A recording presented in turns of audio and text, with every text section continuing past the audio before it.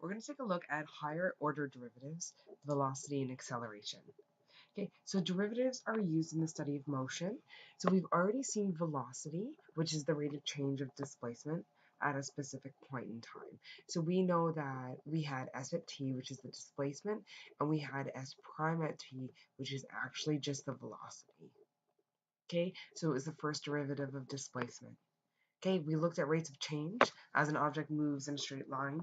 So we can talk about either vertically, like a rocket going into space, so a straight line maybe north or up, or a car on a straight section of the road, so maybe like east. Okay, so higher order derivatives. The second derivative of f equal or y equals f at x is the derivative y double prime, or we can call it f double prime. Okay, the notation for the second derivative, if you want to use Leibniz notation, this is it right here.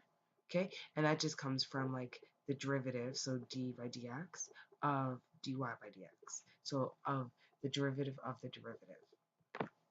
So let's go ahead. Example 1, determine the second derivative of f at x over 1 over x over 1 plus x, when x equals 1. Okay, we can do this one of two ways. We can either do it with product rule or quotient rule. I'm lazy. I'm going to do the product rule. I'm going to bring that up. I'm going to deal with the function f at x equals x, 1 plus x to the negative 1. Okay, so just a recap product rule, u prime v plus uv prime. Derivative of the first thing is 1, second thing as it is, plus first thing as it is, times the derivative of the second thing. Okay, so this is, I'm just going to simplify this a little bit. I'm going to just put this right here as negative x, 1 plus x to the negative 2.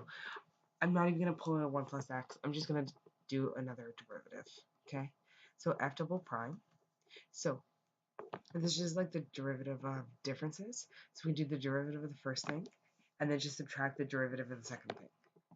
So derivative of the first thing, I get negative 1, 1 plus x to the negative 2. And then, of course, that's just times 1, which is the derivative of the inside. Okay, now, the second thing, this is product rule. So minus, because this minus comes right here. Okay, first thing, derivative of the first thing, which is 1. Second thing as it is, plus first thing as it is, times the derivative of the second thing. 3. There we go. I'm just going to expand that that negative sign in. So I'm going to write this as negative 1 plus x to the negative 2 minus 1 plus x to the negative 2. Oh, that's convenient. And then this is going to be minus, but this is minus 2x. So plus 2x, 1 plus x to the negative 3. I'm going to get rid of one of these, and I'm just going to write it as minus 2, 1 plus x to the negative 2, plus 2x, 1 plus x to the negative 3. In fact, we don't actually have to do all that simplifying, because we're actually going to sub in x equals 1. So f double prime at 1 equals negative 2, 1 plus 1 to the negative 2, plus 2, 1, 1 plus 1 to the negative 3. So this is 2 to the negative 2 plus, this is just 2. This is 2 to the negative 3. So I get negative 2 over 4 plus 2 over 8.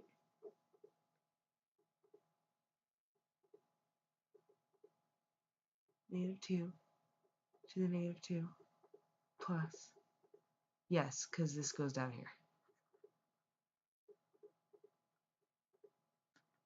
Okay, and if we want to simplify that, we just plug it into our calculators.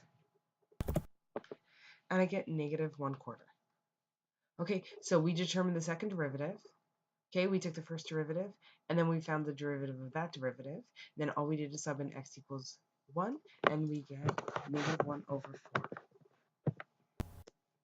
Okay, so let's just talk about velocity and acceleration. Okay, where we talk about motion on a straight line. So when studying motion along a line, we assume that the object is moving straight. Okay, such as like on a number line. So we know that a number line looks like this: 1, 2, 3, and it keeps going in that direction. Okay, or that direction. Okay, where this origin right here is the reference point, like kind of like the start point. And then as well as we have positive direction, and then we have negative direction. The position of the object on a line relative to the origin is a function of time t. Okay, we talk about the position at s of t. So this is position. Okay, so the position s of t, this is the distance from an object with respect to time. And when we talk about velocity, sorry, this is supposed to be a big T. Okay, so velocity is actually just the first derivative of the distance, or ds by dt, and this is the rate of change of s at t with respect to time.